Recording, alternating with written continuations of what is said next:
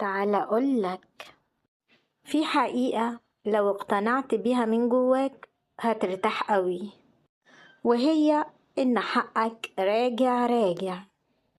اللي ظلمك هيتظلم، واللي أذاك هيتأذي، واللي باعك هيتباع. ومش بس كده، لأ، ده انت هتاخد حقك وهتتراضى كمان. الموضوع كله مسألة وقت مش أكتر. ربك مطلع على كل شيء وشايف كل حاجة وعارف حق كل واحد فين. فقولي بقى، قلقان من ايه؟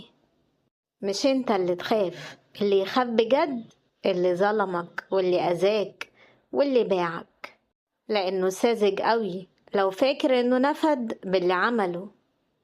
ده كفاية انك مش مسامح، دي أصلا لوحدها تخليه لو إنسان طبيعي يبقى عايش على كف عفريت من القلق والخوف.